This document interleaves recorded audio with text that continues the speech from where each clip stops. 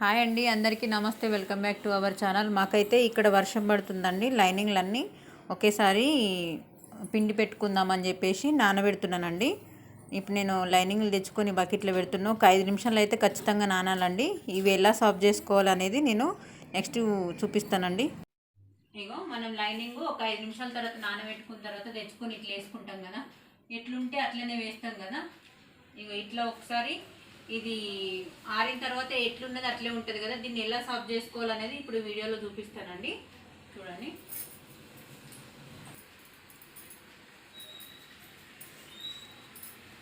ఇక తర్వాత సాఫ్ చేయడం అవసరం లేకుండా ఇక ఇట్లా ఫస్ట్ మనము మంచిగా నీట్గా సర్దుకుంటే, ఆల్రెడీ ఇది ఒక లింక్ ఇచ్చానండి నేను. ఇట్లా సాఫ్ చేసేసుకొని ఇట్లా వేసేసుకుంటే తర్వాత ఇంకొకరి హెల్ప్ లేకుండా లైనింగ్ ఎలా సాఫ్ చేసుకోవాలనేది ఉండకుండా ఇట్లా ఫస్ట్ మనం నీట్గా కొంచెం గుంజి పట్టి మనం ఏ విధంగా అయితే వేసినామో అదే విధంగా నీట్గా ఉంటుందండి, స్ట్రెయిట్గా. చూడండి, ఇప్పుడు నేను మీకు వీడియోలో ఎట్లా అది సాఫ్ చేసుకోవాలనేది, ఇదేమో దీన్ని అసలు సాగుంజకుండా వేసినానండి. దీన్ని ఎట్లా సాఫ్ చేసుకోవాలనేది చూపిస్తా. యథావిధిగా ఇదేమో నీట్గా ఫస్ట్ తడి మీదే సాఫ్ చేసుకున్నాను. ఇక ఇవి కూడా అట్లనే వేసుకున్నానండి. అది ఆరిన తర్వాత అది ఎట్లా సాఫ్ చేసుకోవాలో మీకు వీడియోలో చూపిస్తానండి. ఇంకొకరి సహాయంతో ఎట్లా సాఫ్ చేసుకోవాలి, ఎవరి హెల్ప్ లేకుండా ఎట్లా నీట్గా మనం సాఫ్ చేసుకోవాలనేది చూపిస్తానండి. ఇది మెయిన్ ఇంపార్టెంట్ అండి. ఓకే అండి. ఇందాక లైనింగ్ ఆరేసిన కదండి, ఇదైతే ఆరిపోయింది.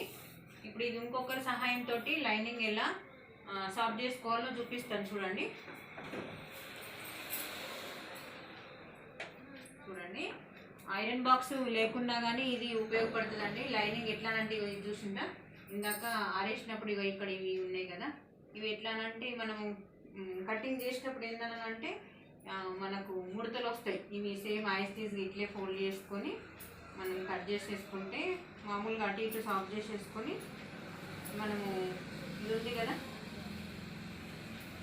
ఇక్కడ వంక వచ్చింది చూసిందా, ఈ వంక అనేది కంపల్సరీగా మనకు ఎట్లా అంటే స్ట్రైట్గా రాకుండా ముడతలు వస్తాయి. ఇవి అనేది సాఫ్ చేసుకోవాలి. సాఫ్ చేసుకుంటేనే మనకు నీట్గా వస్తుంది. ఇప్పుడు నేను చూపిస్తున్నా చూడండి.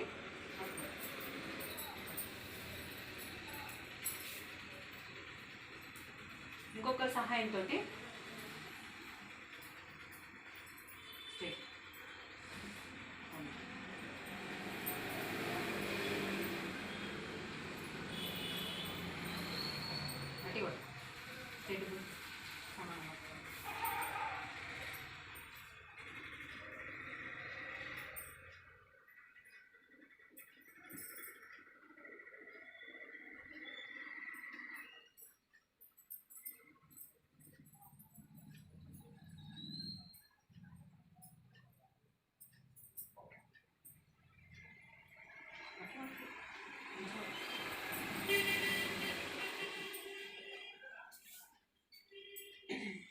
చూడండి, ఇది సాఫ్ట్గా సేమ్ యాస్టీస్గా దీన్ని ఇప్పుడు ఇట్లనే డైరెక్ట్ హ్యాండ్స్ కట్ చేసుకోవచ్చు. చూడండి, ఇప్పుడు నేను ఇందాక వంపు అనేది వచ్చింది కదా, చూసిందా ఎంత స్ట్రైట్గా అయిందో.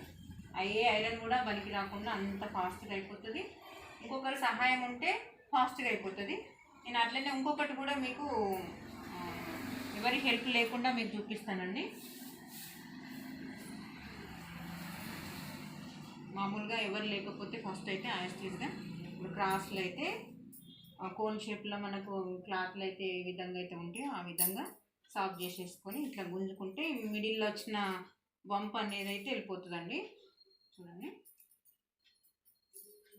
అడ్డంలో ఒకసారి నిలువులో ఒకసారి మనం స్ట్రైట్గా గుంజుకుంటే క్లాత్ అనేది ఎక్కడ కూడా మనం కట్ చేస్తే ముడతలు అనేది రాకుండా ఉంటుందండి. ఐరన్ ఇప్పుడు ఇట్లా సాఫ్ చేసుకున్నాక కూడా ఐరన్ చేసుకుంటే ఇంకా చాలా నీట్గా ఉంటుంది.